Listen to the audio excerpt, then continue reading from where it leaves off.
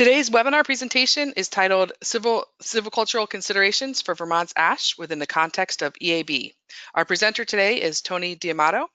Tony is an associate professor of silviculture and applied forest ecology in the Rubenstein School of Environment and Natural Resources at the University of Vermont. His research focuses on long-term forest dynamics, disturbance effects on ecosystem structure and function, and silvicultural strategies for conferring adaptation potential within the context of global change. He received a BS in Forest Ecosystem Science from the University of Maine, an MS in Forest Science from Oregon State University, and a PhD in Forest Resources from the University of Massachusetts. He was a faculty member for 7 years at the University of Minnesota prior to joining the University of Vermont in January of 2015. And with that, Tony, welcome, and I'll turn it over to you. Thanks, Kate, and thanks everybody for logging in on such a beautiful day to hear about such a downer of a topic. And so I appreciate everybody spending the morning to think about this real issue that's facing our forests. What I'll be doing this morning is really sharing some perspective, both from what we've learned collectively in the U.S. in terms of EAB impacts on forests, and what that really means as we grapple with this challenge here in Vermont. And one major disclaimer, really this is not going to present a silver bullet silvicultural solution to deal with emerald ash borer in our forests. Really, instead, the intent of this webinar is to get us to think a little bit about how we both maintain productive, diverse forests in the future, and ones that might actually still contain an ash component going forward. And so a lot of what I'll talk about is really just some food for thought, and really builds on certainly what the state of Vermont, Forest Parks and Recreation, and other foresters have shared and have been putting out in terms of perspective on how to deal with this challenging threat.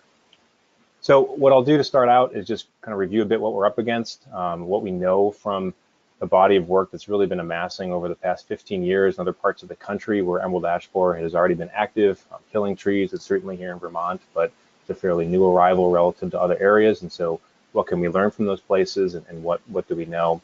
And then get into talking quite a bit about white ash silvix and kind of understanding its current role in northern hardwood systems before emerald ash borer.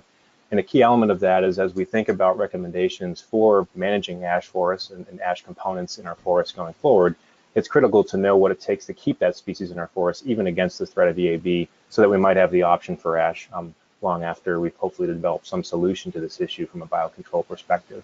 And then I'll finish up talking about just how this fits into our silvicultural decision-making in the forest, and really kind of a broader discussion of what might be happening and how we might prioritize what we do out there in terms of our activities, as well as the stands we might be treating. So I was talking to Kate a little bit before the presentation, and the state's been doing a great job, as have other agencies, giving information on where emerald ash borer is, kind of how to look for emerald ash borer, how to detect that. I'm not going to spend really any time today talking about how to be vigilant, what to look for, because I think all of us are quite well versed in that. But certainly here in Vermont, really over the last year, and now that we've confirmed it in the state, I've been thinking a lot more about ash and thinking about the impact emerald ash borer has on our state. And so I'm trying to get a handle on what this is going to mean for us and how that might be similar or different from other places.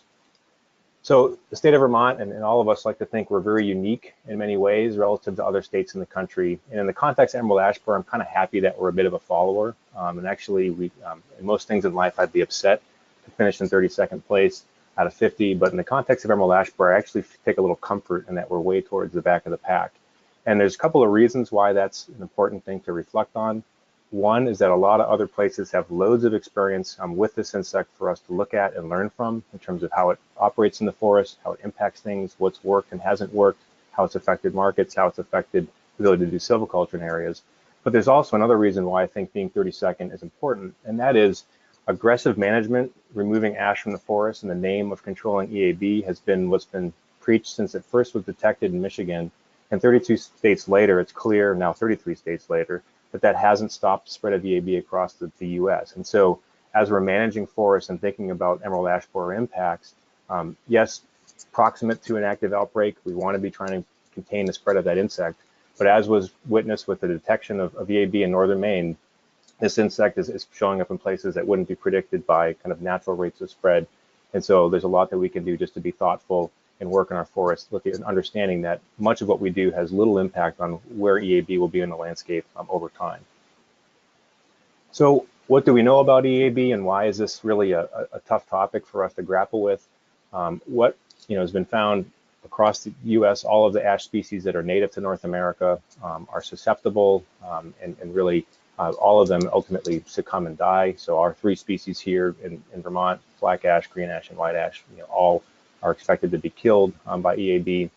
The other challenge about emerald ash borer is that it doesn't just affect large mature trees. It'll actually go down even below an inch in diameter and kill trees. And so there's really no size class that's spared during an active outbreak. They'll certainly preferentially get into larger diameter trees early on, but they'll move to everything once those trees are gone.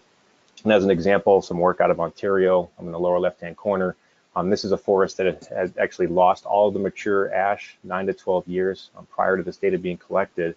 And what they were finding 9 to 12 years after the mature trees had died from EAB, that roughly 20% of the regeneration were still being infested by EAB down to a basal diameter of less than an inch. And so really showing that insect can persist and really continue to cause problems with small diameter trees. And we'll talk more about why it's not 100% in a moment. In terms of the timelines that we have, all of us now, at least I do, kind of look at ash in the forest and view it as something that has a bit of a timer on it in terms of how long do we have this in our forest and what are we working with. But once EAB is in an area, that timeline gets pretty aggressive. Usually most trees die within 2 to 6 years, some take up to 7 years, but really almost 100% mortality in that time frame once emerald ash borer is in an area. There is some promise, particularly from some work that Kathleen Knight and others have been leading in Michigan, in Ohio, where they are finding some evidence of what we call lingering ash. So these are canopy ash, about 1 to 2% of the ash that are persisting in areas with active outbreaks. Some of those it may be true resistance to emerald ash borer, others it might just be some initial tolerance to the effects of the insect, but they are being attacked and not able to be overwhelmed and are persisting on those sites. And so there is certainly some hope for lingering ash, and something we should keep in mind as we view our ash in the forest. In terms of what we see with movement across the landscape, we can do a lot of numbers games as to if emerald ash borer is currently in Montpelier, how long will it take for it to get to where I am? If we look at the natural rate of spread for EAB, which is about 1 to 2 miles per hour. But a rule of thumb that really has been passed around since I was working with this issue in the Lake States is that we tend to think of EAB moving at about 65 miles per hour, sometimes 80, depending on who's driving. This can move anywhere very quickly with just one ill-placed load of wood. And so making sure that we're aware that we can look at natural rates of spread and try to contain natural rates of spread. We can have these major jumps like was just seen in Maine with the distribution of this insect, just with one load of wood. So one thing that will probably cause all of you to log off is that there is no silvicultural solution to emerald ash borer. So this is not a bark boring insect that we can thin the forest and the residual ash are going to be able to resist the impacts of emerald ash borer. And it's also an insect, again, 33 states later now, that we've shown if we remove all the ash in an area, this really does little to kind of reduce the spread of that insect unless combined with insecticides and other approaches. And so sanitation harvest, kind of complete removal of ash really have shown not to kind of minimize impact to residual ash. So it's really an insect that when we're thinking about containing its impacts, we're looking more towards entomological options, whether it be insecticides for protecting individual trees. So triage, kind of a common stem-injected insecticide that's shown quite effective for 2 years in individual trees and protecting them from EAB, so repeat applications of insecticides. And obviously, that's really going to be happening in urban settings or isolated groves of ash where we really have a high priority and a lot of money to kind of keep that year biannual protection. But one of the things that has developed as, I guess, a positive over the past several years and through the intensive research that's been going on with this insect in the late states is that biocontrol is starting to show increasing promise as an option for reducing EAB, particularly in sapling and pole-sized trees in sites that have been infested by EAB. And when we look at kind of our landscape or any large forested landscape, the main control over EAB that we can rely on are things that we can let loose flying across the landscape and doing their thing without us having to invest in individual trees, which we might see in a more urban setting with insecticides. So just to give you a sense of kind of what we're seeing with biocontrol, this is some work, a large body of work on native parasitoids and introduced parasitoids. So primarily these are parasitic wasps that predate on the larvae of EAB. This is some work where they actually released parasitoids into areas where they had active EAB outbreaks and saw kind of a dramatic decrease. EAB built up again. They did another release of parasitoids, and ultimately, between both non-native parasitoids as well as woodpeckers and native wasps, we're able to keep those EAB populations in control. And so there's certainly some hope going forward. And the reason why I'll talk a bit about keeping ash in our forests is that there is kind of the opportunity over time to hopefully keep these in check with these integrated pest management strategies. So in terms of the ash issue here in Vermont, every state, the second EAB shows up, the first thing they have to do is work up the statistic, how many trees in Vermont are ash. And so we have kind of this, from a dissatisfying, pretty low number, 5% of all of our trees are ash. But all of us that spend time in the woods and really work, particularly in northern hardwood forests, but also getting our feet wet, know this is a pretty deceptive number in terms of what we're really up against on a stand-by-stand basis in the state. And so just looking at kind of a snapshot of what we do have, what is that 5%? The majority of that is in white ash, and I'll be talking primarily about white ash today, but certainly we also have significant black ash and green ash components in both riparian as well as lowland hardwood swamps. And if folks want to talk more about those forest types, we spend a lot of time looking at silviculture of those forest types that are in the lake states where they're quite abundant. I'd be happy to talk about that at the end of the talk today, but really we'll focus primarily on the white ash resource. And even looking at that species, this map is of importance values, so just the relative dominance of white ash at the scale of 150 square miles, so pretty coarse scale. And we have places based on FIA data that we have well over 20% of the landscape at that coarse scale dominated by ash, and certainly at smaller scales can also be a similar context. And so even though we talk about this 5%, all of us know in our day-to-day work, there's areas that are well above that percentage and certainly need some extra attention. So as I mentioned, I'll really focus on white ash for the remainder of today. Again, I'm happy to talk about the other two species at the end of the presentation, but really we'll talk about white ash. And the main reason for that is that the majority of our silviculture, the majority of our forest management happens in the northern hardwood forests of Vermont. And really this is where white ash is most important across our landscape. And so what I've done is just pulled kind of recent FIA data here just to show kind of the two primary northern hardwood types they identify. So this would be similar to our matrix northern hardwoods on the left and then our rich northern hardwoods on the right. And in the matrix northern hardwoods, it's about 5% of the total volume. But when we get into those rich northern hardwood sites, historically, some of you probably felt like you were spoiled to work in these rich sites. And now when we look at the white ash issue, these are the sites where it makes up actually over 20% of the standing volume in Vermont's forests in these rich sites. And so certainly an issue, particularly in these areas where we have either broad scale enrichment or localized enrichment. And we'll talk more about that in a moment. So we've gone pretty negative when we talk about emerald ash borer, and I try to find a silver lining in this to brighten your thoughts for a moment. If nothing else with emerald ash borer, having an insect that attacks ash has given us the opportunity for some pretty catchy slogans throughout the lifespan of this infestation in the U.S. And so the one that gets repeated quite often is this "Kiss Your Ash Goodbye." Deb McCulloch at Michigan State gets credited for this one, and really is reflective of the mindset that I think many of us have now as we look at our forests and are concerned about what we've seen elsewhere in terms of what emerald ash borer can do. The city of Denver has this new one, Be a Smart Ash, which really is reflective of what all of us should be doing, which is monitoring, observing, being smart about how we move our wood, being smart about what we're doing in the forest, and so I'm being vigilant. But one that I really appreciate and is we can take credit for here in Vermont, this is one that I first heard Mike Snyder say in one of my forestry classes, is don't be rash about your ash.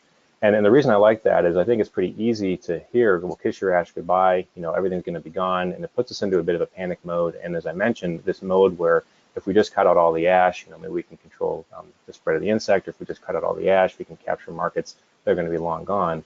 And in many cases, by being rash about your ash, we can actually cause some longer term damage than we want in the system. And so what I'll be doing is talking a bit about kind of what we might be saying goodbye to and reflecting somewhat on the ecology and silvics of particularly white ash, and then get into, at the end, talking about how we might not be as rash about our approach to that.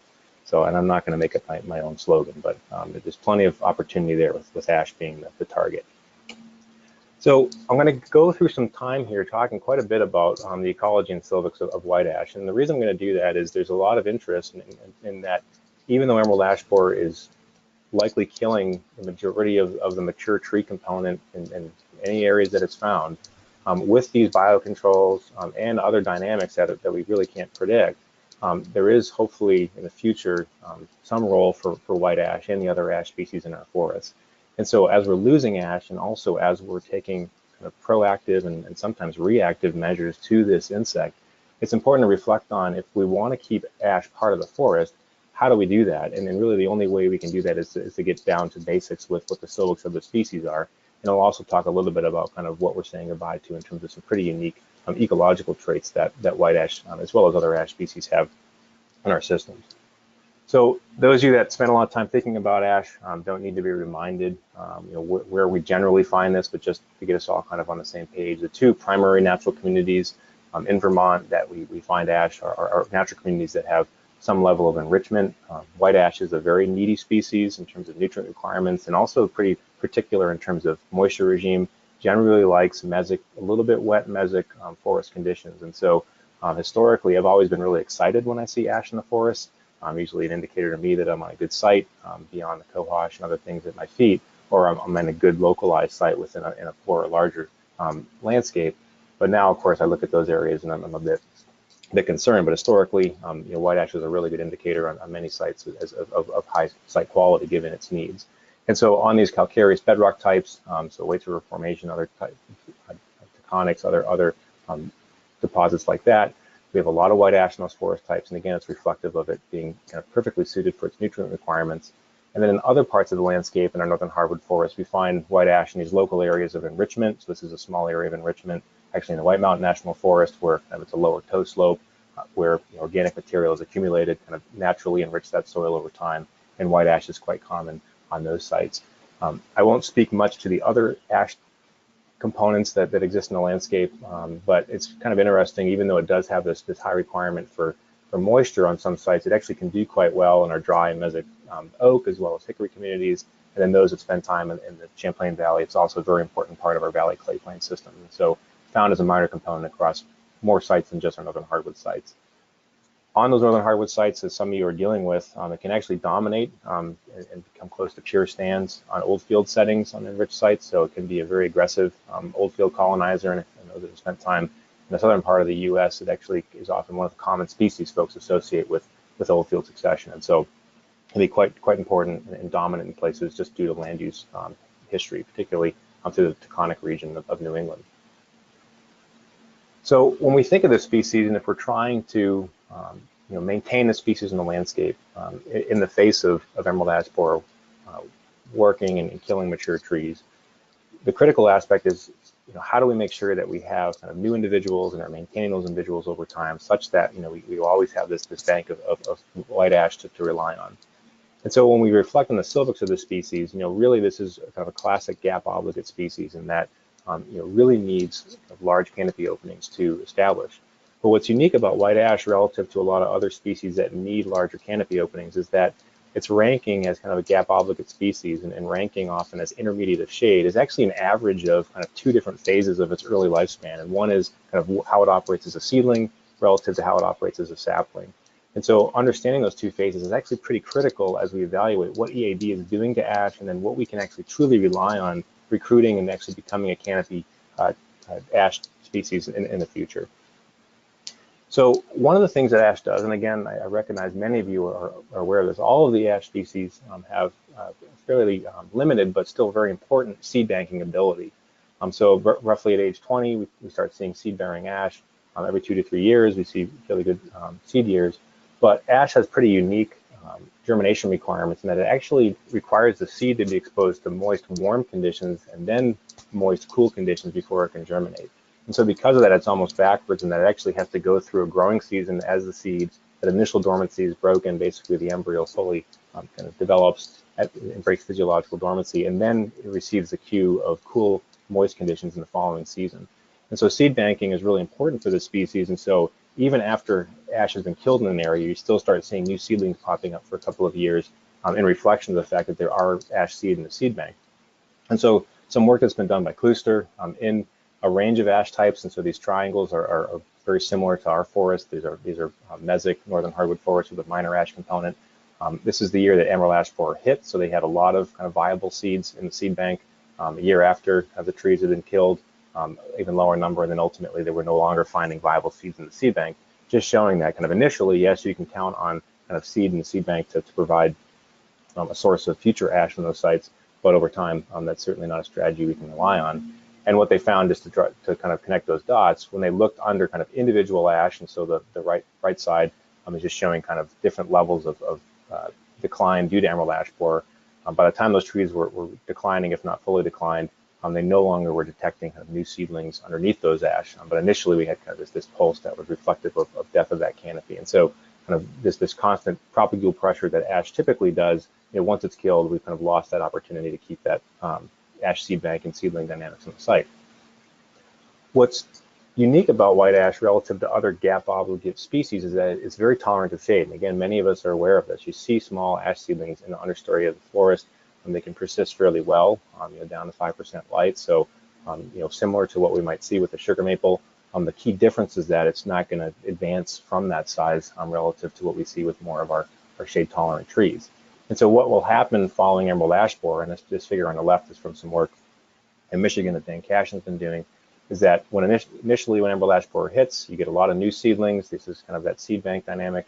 2 years later, very few seedlings, and then ultimately no new seedlings. And what you're left with is what folks have called this orphan cohort of ash that basically was the last cohort of ash established in the understory that persists on that site for fairly long periods of time. This is one that has lasted for over 7 years, grown very little, but when there's competition with that ash, those seedlings can quickly be replaced. And so we can count on these seedlings early on as a source of future ash, but going forward can be a real challenge. And where the challenge exists is that as tolerant of shade of ash is as a seedling, it's equally intolerant of shade once it becomes a sapling. And so there's some discussion that, well, EAB is going to kill this ash tree, it's going to sprout from the stump, and it's going to persist, as a sapling and ultimately reach the canopy again. The key is that once that tree gets, above knee height to waist height, its need for sun gets quite high. And so if it's just a small canopy gap being created by the death of a single ash tree, that's not going to be sufficient light for that ash to persist. And I'll talk more about stump sprout persistence in a second. And so there's been a lot of work looking at ash recruitment before we thought about emerald ash borer. Again, the work by Bill Leake, as well as Anderson and others up in Ontario and Quebec, have shown that, if we want ash to actually ultimately ascend into the canopy, we need about 2/10 of an acre to a half-acre gap. And so really, its ability to persist in low shade once it becomes a sapling is a major disadvantage after EAB, because again, with ash being a minor component of our forest, when it's dying naturally, we're not creating huge canopy gaps, and so it's not able to self-replace in those places. And just again, to drive that point home, this graph is just summarizing kind of percent sapling survivorship on the x-axis, and then how quickly ash can reach, or any species can reach 10 feet in full sun. And so in a closed canopy forest, ash has very low survivorship. On the flip side, we open that forest up, and all of us know it's an amazing grower, and it can outgrow any of its co-associates in terms of height growth. And so kind of balancing that trade-off and making sure that we are accounting for those needs. In terms of the sprouting dynamic, we all know, and many of us, I think, are counting on stump sprouts as an option to keep ash in our forests. And ash really, white ash is quite close, if not superior, to some of our other species that we think of as great sprouters like red maple in terms of how frequently it sprouts from cut stumps. The key element here is that once we get above 16-inch size class, viable sprouts and kind of even any sprouting goes down dramatically. And so unlike red oak and some other species where you still might get a sprout or two off of larger stumps, with white ash, if we're going to rely on stump sprout origin ash, it's going to be in these smaller size classes. Us cutting is one thing, but emerald ash borer also is doing this for us. And again, one of the signs that folks are certainly often looking for, if I see sprouting off of the base of an ash, I certainly start looking for many other signs if I haven't already been looking at the crown and woodpecker flecking. And what they found, again, in the Midwest, where folks have been looking at this for a long time, we do get a lot of sprouting, particularly in open-grown trees. So this left-hand photo is a white ash out in the open. Think about the light requirements that ash needs. So when it sprouts in the open, it's going to get those light requirements, and it allows it to develop quite quickly. But what they found when they look actually in mixed forests like ours, you get sprouts initially, but those sprouts are quickly not able to get the light they need to compete with things like maple, beech, other species that are much more adapted for dealing with those low light conditions, as well as some invasive species. And so those stump sprouts really are only viable for a few years in kind of a closed canopy or post EAB. And this picture here in the lower right-hand corner is actually some stump sprouts off of some ash in New Hampshire that have been impacted by EAB. And the other aspect of sprouting that's a challenge is that you get big, fast, deer find you quickly, and so there's a lot of issue with herbivory on these saplings as well that will certainly create some challenges. So one thing that's critical to reflect on as we kiss our ash goodbye is just that we are losing a pretty unique tree from our forests as a mature canopy tree in terms of the influence it has over local environment. And again, many of you are familiar with this already, but ash litter quality really is only rivaled by basswood in terms of the quality of that litter as it relates to kind of percentage of lignin relative to nitrogen. So quite a low lignin concentration. So because of that, it rapidly cycles. We get a duff layer, but not a very thick duff layer. I'll contrast that with what we get under beech. And so what we'll find over time is that in these areas, because it's there's duff but not too much duff, species like sugar maple as well as white ash will establish kind of in the local neighborhood of white ash. And so this kind of positive reinforcement of that enrichment. The other thing that many of us know is unique and always gives us concern, particularly this year when you don't see ash leafing out right away, but it's always been a species that never looks very good, except for maybe in the very middle of the summer. It's our latest species to put leaves out. It's also our earliest species to drop leaves. And so because of that, we have a unique understory environment whenever we have kind of localized ash dominance. And what that means is that there's greater understory light availability in these places, and so the opportunity for understory growth and development. And what's been shown, ironically, is that not only does it help develop understory species that we are interested in, like sugar maple and other species, but also what they found is that if we look at the abundance of invasive species, this is some work that was done in Connecticut, that if they look under white ash, there's actually a greater abundance of invasives under white ash relative to some other native species. The only species that had more invasives was black locust, and again, it's a species that's late to leaf out and also has nitrogen content. So sometimes we're dealing with some positive aspects of that phenology, but a negative aspect is that invasives are able to develop at kind of a higher abundance and kind of a greater growth rates under ash relative to some of our other species in our forest, which is an important challenge I'll talk about in a second.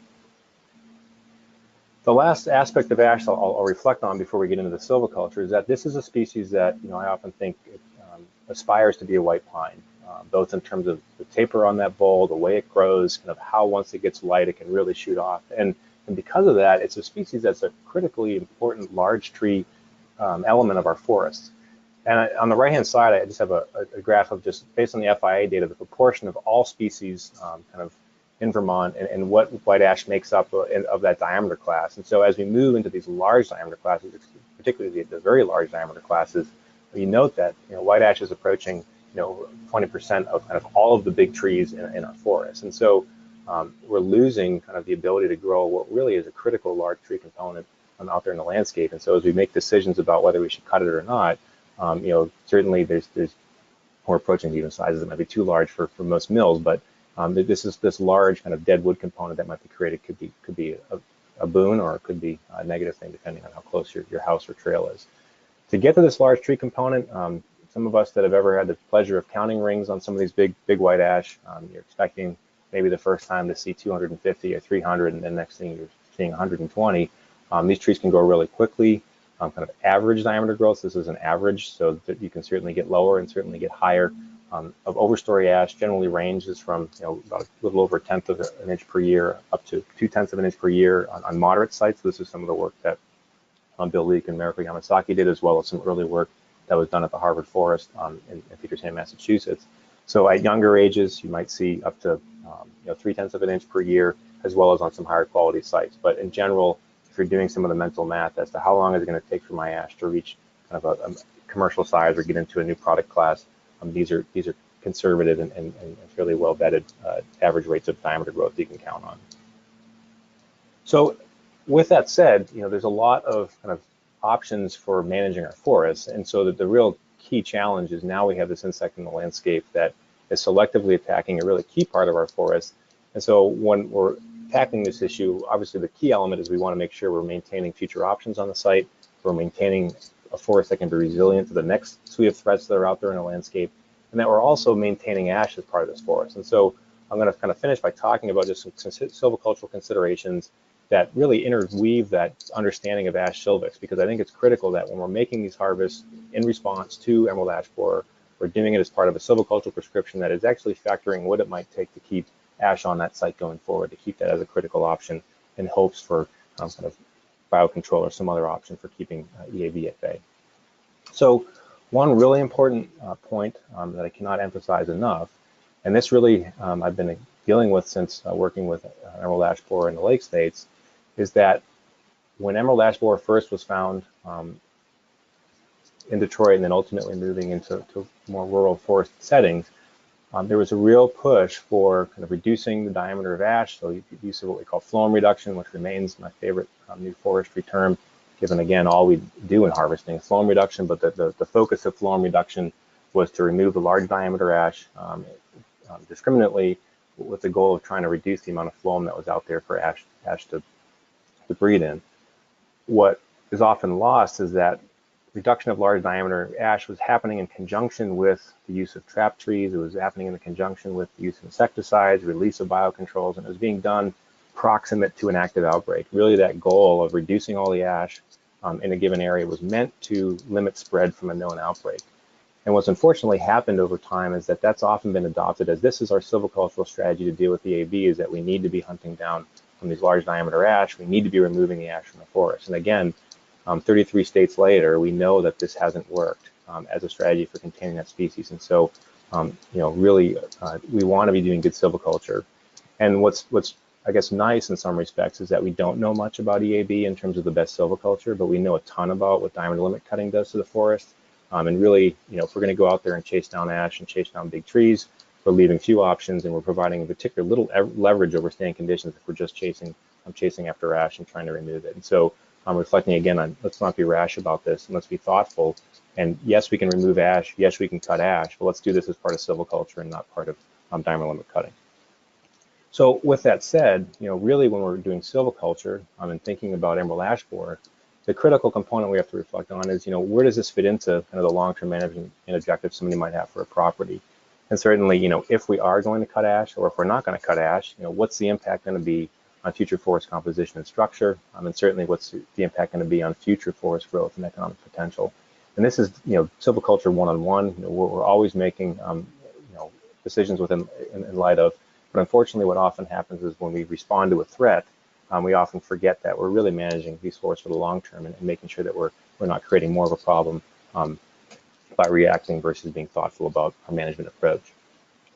So one of the key elements, and again, you don't need to be sitting in a university, I don't think you need to be beyond kindergarten to recognize that when we're looking at ash in the forest, I think one thing we emphasize a lot is determine where the ash is in your property, identify where the ash is in your property. I think that's very critical, but equally critical is look what's beneath it. And the reason for that is we know, if EAB comes into an area, or if somebody is just selectively cutting ash out of the stand, it's fairly easy to predict what's going to fill those gaps. And again, experience from the lake states, particularly those following EAB in more mesic northern hardwood forests, have shown, you lose a single canopy white ash. If there's sugar maple in the understory, other shade tolerant species, they'll fill that gap. Likewise, and so this picture here on the left is from a rich forest in Stowe. So this single ash at Cisco's, you can see pretty clearly, around this, what we have for regeneration potential. And so trying to protect that regeneration potential, or think about how that regeneration is going to compete with the sprouts that are going to come off of that stump. Other situations that many of us deal with, and this is a photo from Williston. This is a white ash, kind of old field white ash situation. So it's wall-to-wall buckthorn beneath this white ash. And so if the EAB gets into that area, you not only have a field of snags, but also a field of buckthorn. And what folks have found, again, with EAB elsewhere, is when there's already invasives present, it doesn't lead to more invasives coming into the site. What it really does is release the invasives that are currently there. And so if you're faced with a situation like this, it might be an opportunity to actually be possibly more aggressive with the ash removal to try to also deal with the invasive species situation on that site to provide future options.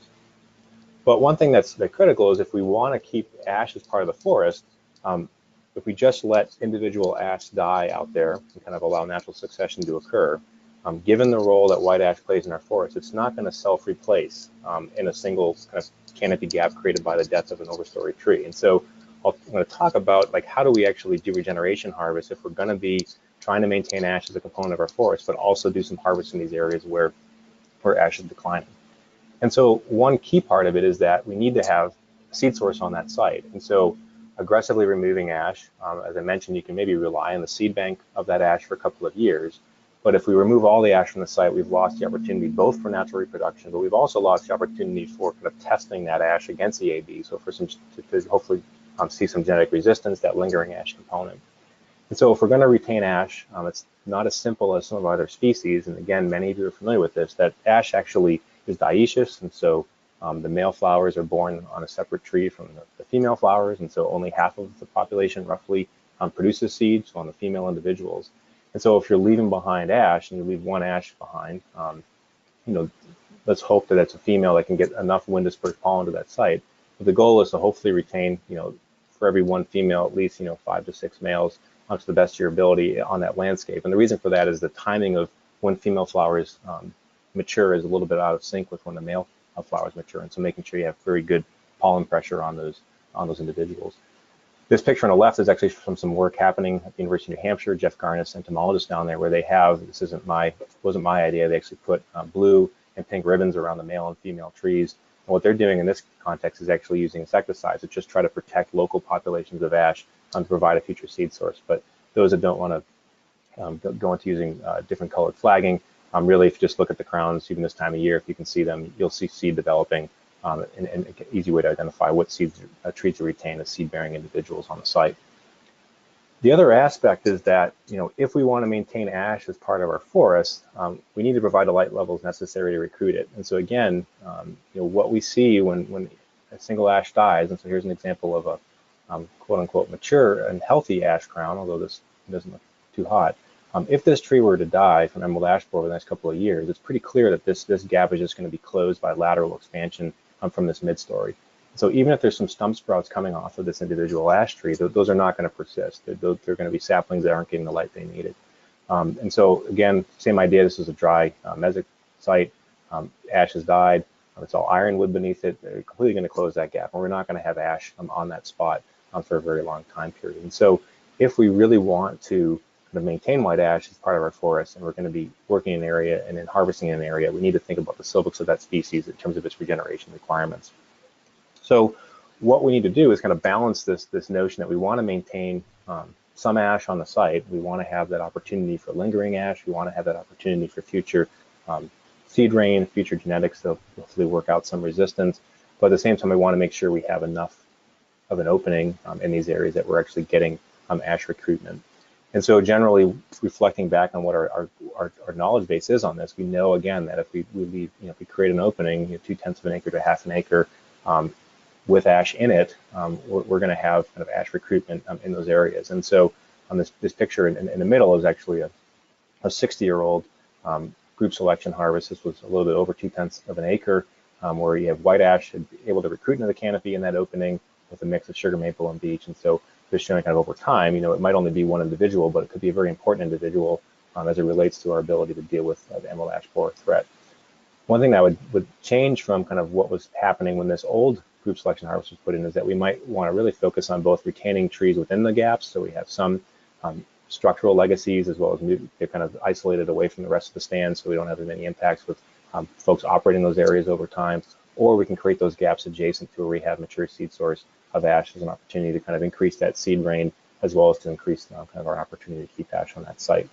An alternative, if we're working with kind of irregular stands, and we have areas where we have high ash concentrations and don't want to go purely on even age, the opportunities to do shelterwood approaches or kind of modified localized shelterwoods in areas where we do have ash, so retaining kind of ash seed source in these areas, of going down to about 30 to 40 square feet tends to be kind of the overwood that really works well for recruiting ash into the canopy in these areas, while also certainly working well for many of our other species.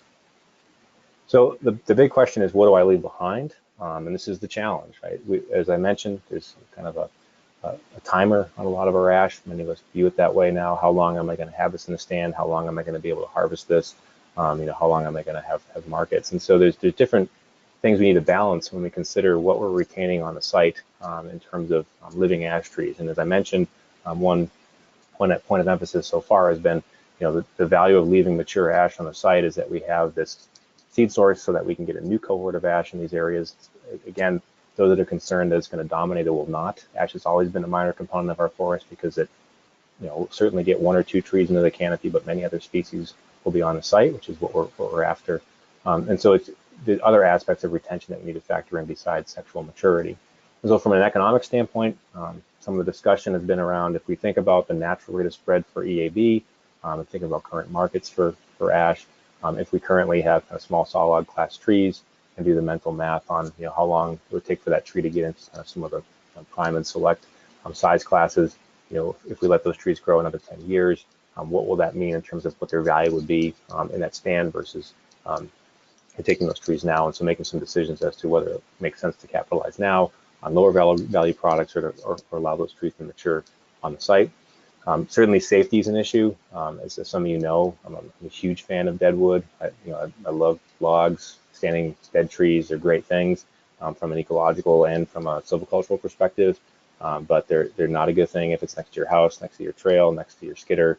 And so evaluating, if I'm going to retain ash, and I am assuming that those ash will likely succumb to emerald ash borer, how am I retaining those? Certainly the retention being for ecological and reproductive purposes to minimize impacts on other aspects. And so one option, as I mentioned, if you're creating a large opening, maybe retain some ash in the middle of that opening. So it's basically an area where there won't be future kind of harvest trafficking over the next 10 to 15, 20 years, or retain them kind of in aggregated reserves, away from places where we might have trails or structures. And then some of the recommendations have also been maybe retain smaller trees, although small trees also, even a 10-inch tree, as many of you know, is once that's fallen on you, it doesn't matter if it's 10 or 20 inches, it's still a big tree. And so but some of the recommendations have certainly leaned towards that. The challenge is from an ecological standpoint, we definitely want to have sexually mature trees out there. And as I mentioned, the unique aspect of the ash is that it is this large tree component. Again, when you see ash in a stand, you look around it, 9 times out of 10, it's the biggest tree in that area. And so it is this unique large live tree habitat that will be this very unique large dead tree habitat. And so as much as there's a tendency to want to remove all the large trees, both from an economic standpoint and, as I mentioned, historically misguided kind of entomological standpoint, at this point, we know that leaving those behind can have a lot of value from an ecological standpoint. And what's been found in the work where they've been evaluating kind of lingering ash is that those trees that have been lingering, where there is EAB, are trees with large, healthy crowns. And so when we're making selections over what trees to leave behind, one thing we want to evaluate is we're leaving behind trees that have high vigor and have the potential to really be tested by EAB and hopefully produce seed and deal with that threat. The other aspect of it is, how do we view ash if we want to maintain kind of full stocking of a site? So if we're working with even age stands, and kind of the final point I'll make is that, we want to make sure that when EAB comes through an area, if it does kill all the ash, that we still have a stand that's fully stocked. I'm still kind of using the full productive potential of that site. So some of the discussion has been to kind of treat that ash, and I agree, as kind of this ghost stocking. Basically, it's out there, but we're not really counting it against our residual stocking as we are thinning stands. And so, as a hypothetical example, all of us are very familiar with the stocking guide that Leek and others developed for northern hardwoods. Traditionally, we're looking at this B line down here as our lower level of residual stocking that we're shooting for. But if we have ash on that site, we're actually kind of counting kind of a higher level of residual stocking as our lower level, such that we're accounting for over time. This is likely going to die from EABs. Again, I'm being very, very pessimistic, but let's hope. Not all of it will, but if it does, we still, once we've lost that ash, are maintaining full stocking on that site. What this does is two things. One, it maintains full stocking, but what it also does is by thinking about ash kind of as this species that's not there, which is, I know, hard to do with EAB, it forces us to tap the brakes a little bit on this kind of gut reaction that we just need to remove it all and get it off the site before we don't have opportunities for it. And so trying to, the best of our ability, kind of building a little bit higher stocking on these areas. And again, possibly some of those intermediate size classes that will increase in grade and value over time if EAB doesn't get to those areas. So just to kind of wrap this up, and certainly I'm happy to take questions. And again, I didn't talk about black ash and green ash. I've been talking about that for a long time, so it's fun to think about white ash, fun in quotes, but we can talk about that if folks are interested. But one thing that EAB does is kind of reinforce what has been really the mantra of forest management and silviculture for over a decade now, and that we want diverse and resilient forests. And obviously, it's not a new idea that having a mix of species, mix of structures, mix of size classes is a good thing. But with EAB, and part of the reason why those lowland forests, black ash forests in particular, are often a bit more challenging is that there's not a lot of other options on those sites for species. But in our northern hardwood sites, we have a lot of other species that can grow with ash. So when we're managing these sites and removing ash in response to EAB, we're doing it in a way that actually maintains that diversity and allows us to deal with the next threat. And I think many of us are aware of this is not going away, and kind of the most recent estimate is that we get 2.5 new forest pests a year. So one of our more consistent imports to the U.S. So this is just one of many things we'll continue to deal with. And so trying to make sure that we have a diversity of species on these sites and a diversity of options so that we can do silviculture in these areas. One thing I will caution, though, is to assume that because ash sprouts or we see ash seedlings, that once EAB comes through, it's just going to naturally persist in those places via those mechanisms, really ignores the regeneration niche of the species. And so if you want ash on the site in the future and you want seedling and then sapling and then pole-sized ash post EAB, beyond what's needed for biocontrol, we need to make sure we're managing the light requirements of that species. And so using both uneven age methods with larger openings as well as even age approaches that would provide that. And then the last point, and again, this goes back to Mike's great quote, we don't want to be rash about this. And one of the biggest reasons is that it's bad enough we're dealing with EAB. The last thing we want to deal with also is us kind of blindly harvesting ash from the landscape and not thinking about the future. And really, when we're not thinking about the future, we're not doing silviculture. And so what we need to be doing is, if we're removing ash, and I certainly completely understand the desire and the need to remove ash to capture economics and capture opportunities. But when we're doing that, we're considering what are the long-term implications and what does this site have for economic and silvicultural options in the future, and what am I doing from an ecological standpoint on the site? Are there some situations where, yes, I can get that ash, but if I'm hunting down individual ash on the site, am I creating more harm than good? And is that going to be counter to what the long-term objectives are for that area? So I appreciate folks for taking the time to talk about such a bright topic. It's a beautiful day. Hopefully folks can get out after this and enjoy the ash we have out there and reflect on just what we are possibly saying goodbye to and how do we do the best silviculture to kind of honor its legacy. I'll take any questions folks have. Great. Thank you so much, Tony. I really appreciate you sharing so much. So folks, just a reminder, if you want to go ahead and submit questions, you can find the question tab on your control panel. I'm sure there are some questions out there, so I'll give a few minutes for folks to go ahead and submit your questions. There was a note from Gary, just recognizing that we are now have 34 states. You had mentioned the new infestation up in Maine, but I believe that brings our total from 33 to 34. Oh, good. Now, more reason to just do silviculture and not moving ash in the name of stopping the spread of an insect. I'm not happy. I'm not happy about it, but I just think it's important to reflect on no matter what we throw at it from a ash removal standpoint, it's still spreading. So. Absolutely. I appreciate you finding the silver lining and being the back of the pack. Yeah, I don't think we'd make the playoffs if that was it. Yeah. Well, I give folks. I'm sure you folks have questions out there. Tony, you had mentioned as well that you had been thinking a little bit about riparian areas, and maybe while some questions people are formulating questions, is there anything you can kind of sort of share about riparian areas and thinking about green ash? I know we may not have time to really dig into it, but is that a concern, and is that something that is being looked at? Yeah, riparian areas, both green ash and then also kind of lowland black ash swamps are unique challenges. One is ash holds a pretty unique functional role throughout those ecosystems. So not to denigrate its role in the northern hardwood forest, but it's often localized in northern hardwood stands. And when you get into riparian areas where it's 70 to sometimes almost 100% of the trees, losing that is a huge impact. The challenge is that we don't typically manage those areas, both from an economics and operations perspective and also in terms of what the potential impacts could be. But in other parts of the range of green ash and black ash, where those are quite common, a couple of things have shown promise with trying to deal with the impact of EAB. And one is there's been a lot of elm restoration work in places where green ash is being killed. Again, Kathleen Knight's group out of the Delaware, Ohio office of the Forest Service has done quite a bit of work trying to get Dutch elm disease tolerant elm into those areas. As at least another species that historically would have been important, ironically also removed by a non-native pathogen. And then in the black ash systems, which are even a bit more challenging in that they can be pretty vast and expansive, a lot of work is looked at. Can we underplant other species in these places?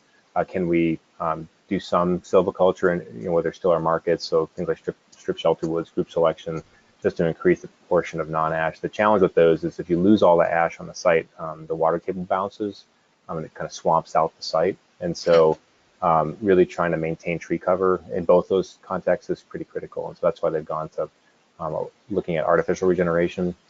The only, I guess you want me to find silver linings to this, the only silver lining that I would say about the green ash is that, and as they've followed those stands, and green ash is such a large proportion of the overstory that when the green ash dies, it lets enough light into the understory that they've seen a little bit longer levels of persistence of saplings on those sites. So Dan Cashin has done a lot of work in the lower portion of Michigan, where they've found that there are some ash that are actually surviving the seed-bearing age, able to recruit to that age with just EAB mortality. And again, it's because the ash is 60% of the canopy. So when that dies, there's plenty of light getting to the understory, and it's able to release it. So if that's a silver lining, that's one thing they've seen is there's been this dynamic of ash recruitment, at least in these green ash swamps, less so in black ash, but certainly in green ash.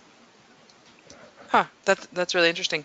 Well, we do have a few other questions, so just looking at the time, I want to make sure we hit some of these questions.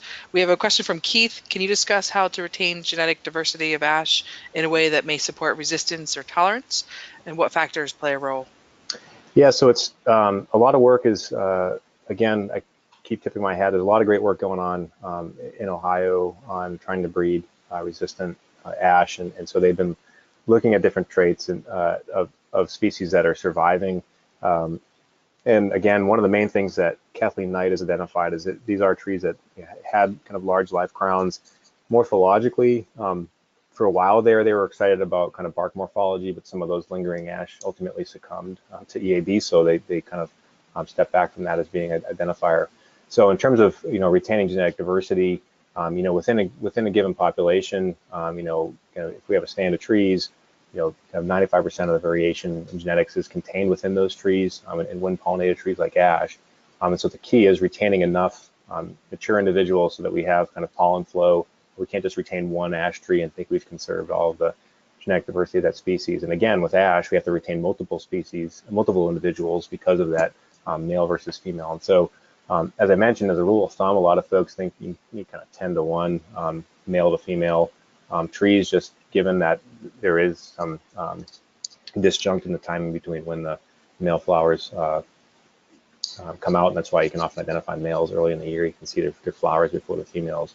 So you want to have kind of a lot of pollen flow, pollen rain happening in that forest, and still have some female trees left behind. So in terms of conserving genetic diversity, sometimes the trees that look terrible from an economic standpoint, there's been some work that have shown those often are trees that have some unique genes. Certainly Gary Holly and others have done some work on that with other species. So maintaining a diversity of forms, maintaining a diversity of sizes, but making sure if you can pay attention to it, and again, if you haven't before, this fall is a good time to do it, into the winter, once the leaves are dropped, what trees have seeds on them, those are your females, making sure you're maintaining some of those on the site going forward, as well as maintaining some other, because that pollen cloud, you're going to get some pollen from adjacent areas. So it's really making sure you definitely have females, and then some male trees as well. Great, thanks. A question from Chris that you had mentioned that the stump sprouts lose their viability after 2 to 5 years. Can you explain why? And is there some ecological condition that improve a stump sprout's viability?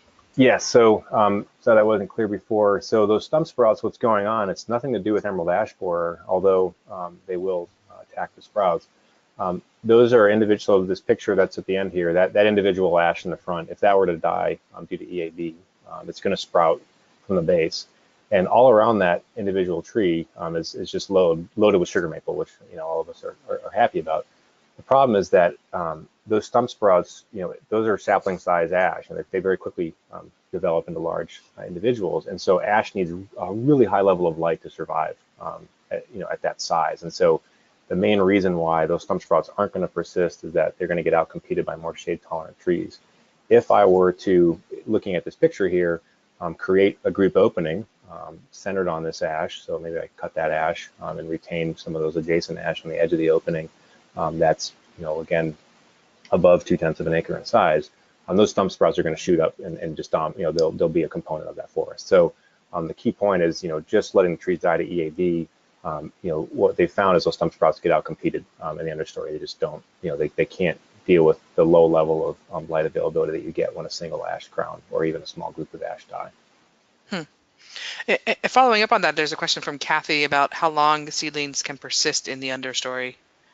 Yeah, it's a good question. I think most of the work, and I mentioned to Kate, there's some really nice reviews, and it's an open access journal called Forests. There was just last July a ash symposium in the Lake States, so it's going to be a lot of experience from other parts of the country, although there's some New York work in there. So Wendy Klooster has been the one doing the most work, kind of tracking these seedlings. And certainly they've seen 10 to 12 years. They can persist kind of in this seedling bank, if not longer. We really have limited understanding. That the problem is, again, picking on this photo in the foreground, if that ash dies or all those ash die, I told Kate this is deceptive. This is actually a picture from a healthy stand. It's just they haven't leaked out yet. So I've given my secret out. The understory is already chock full of advanced regen. There's probably some sugar maple, but some white ash, but it's going to get out competed as that canopy opens. That's going to be enough light for the shade tolerant trees to ascend. And so those seedlings really, unless we create a large opening, are not going to be able to kind of advance to the next stage they need, because again, white ash has that kind of diametric tolerance where early on it's tolerant of shade, but once it gets kind of above, waist high, it starts to really have high light requirements. And so it really can't compete with shade tolerant trees under shade, below even 20%. So what's this sapling? A few more questions for you, if you don't mind. I can't see them, Kate. Is there something I can do to see? I feel badly. Yeah, no, I'm happy to read them off, but just want to let people know. I know it's we're approaching 10:30, but there's a few more questions here, and I'd love to cover them. Go ahead and read them. Yeah, what about biocontrols? You had mentioned some of the success. Do you know off the top of your head of what are the most promising biocontrols out there?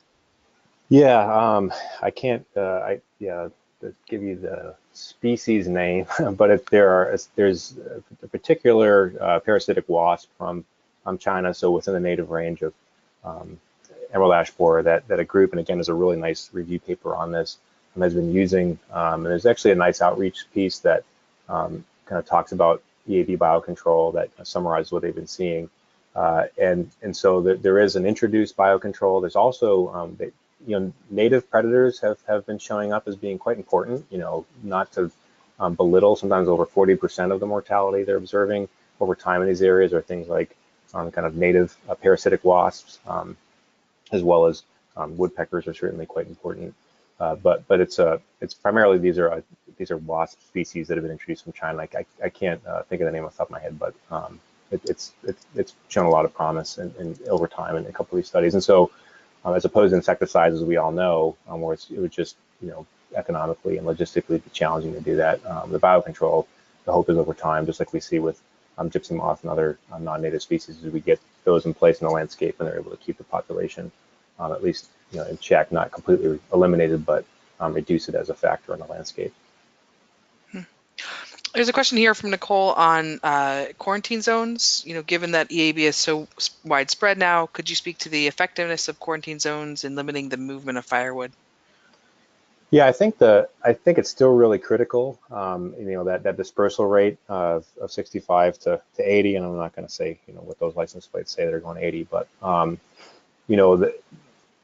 these kind of populations that just jump up in the middle of an area are often challenging to deal with, because it takes a while for the symptoms of EAB to show up, and then once you found it, it's too late in areas. And so I think there's a lot to be said for still limiting the movement of ash, and particularly firewood, because that often is kind of being, when we're working with the forest products industry and kind of trade of wood, there's a lot of controls. The APHIS and other folks are kind of monitoring that and making sure that wood's being moved at the right time, certainly here in the state of Vermont and elsewhere. But firewood's a little bit harder to kind of police and keep track of.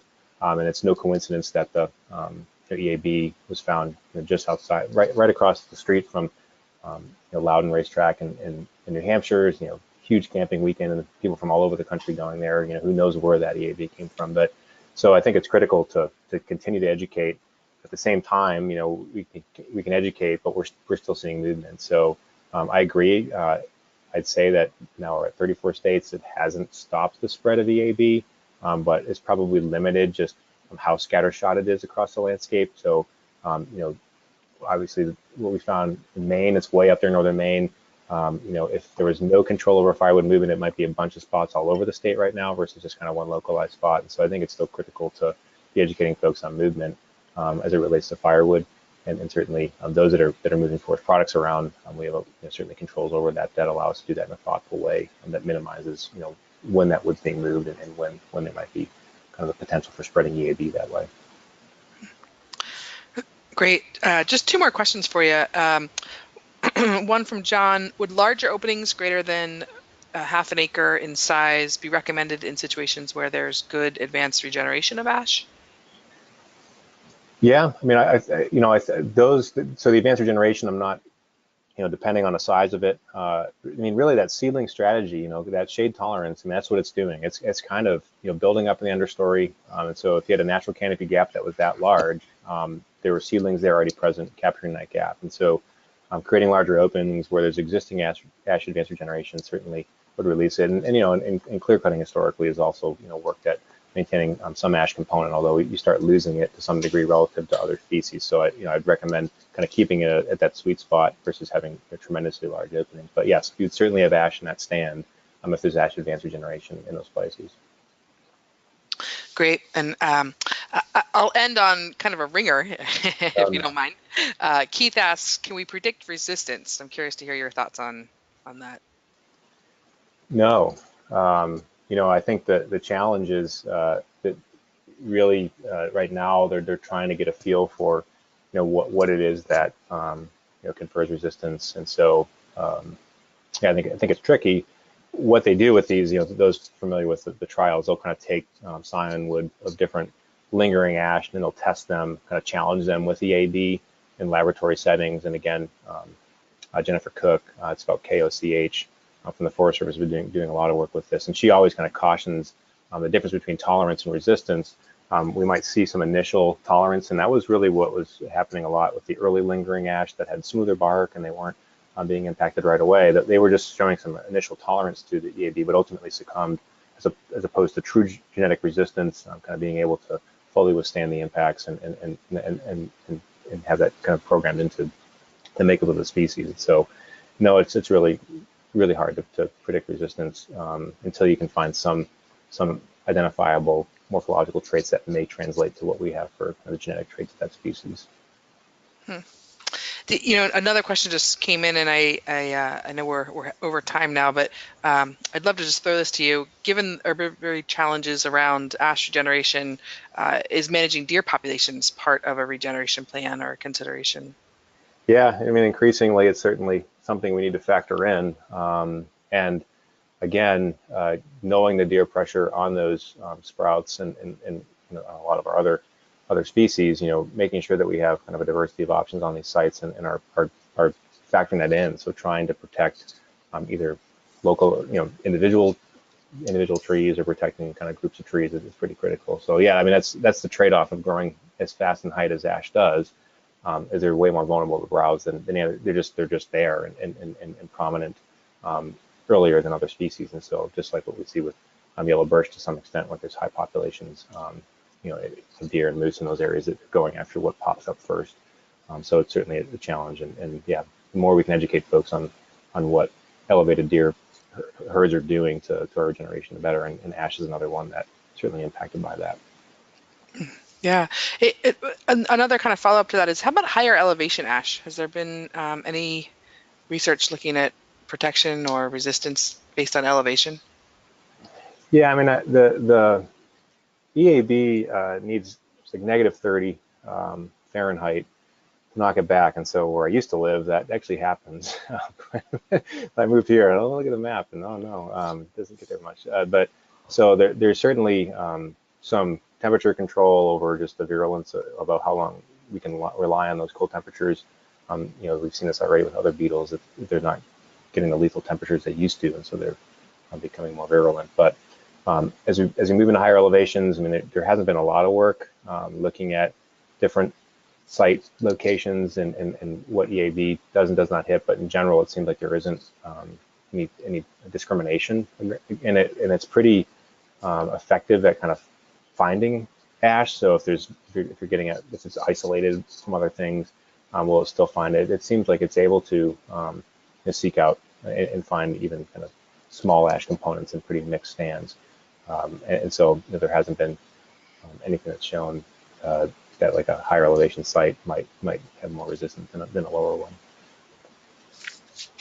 Great. Thank you so much. And thank you again, Tony, for an excellent presentation. I appreciate you sticking around to answer a few additional questions over time. It's clear there's a lot of interest in this topic, and it's something that's kind of weighing on all of us as we head out into the woods. Well, thank you. And so thank you, Tony, and thank you everybody for participating and taking the time out of your schedule to join us today for the webinar. Just a couple of quick reminders. Please, at the end of the webinar today, when you sign off, please go ahead and complete that survey. So you'll be able to sign up for receive continuing education credits. I did want to let folks know that we are in the process of doing an impact study, looking at the value and kind of the impact of this webinar series and how it's affected your work in the forestry profession. So I will be sending out an email in the next couple of days asking for folks to complete that impact study. We need your help to keep this webinar series going, and so that's why we're putting that together. So be on the lookout for that additional survey. And again, at the end of the webinar today, please follow the link to complete the survey for continuing education credits and feedback specific to Tony's webinar today. And with that, thank you again, everybody, for taking the time to sign in and join us today. And I look forward to seeing you next time. We'll be back, as I mentioned in the introduction, in September. The date for that webinar is actually September 11th. It'll be at the same time at 9:30. And that webinar will be on birch tapping, and the presenter will be Abby Van Denberg with the UVM Proctor Maple Research Center. So thank you again, everybody. I really appreciate you taking the time to sign in today and listen to this important topic. And thank you, Tony, for taking the time to share all this information with us. It's really been an excellent, informative webinar. Thanks, everybody, for logging in. Have a good day, everybody. Thank you.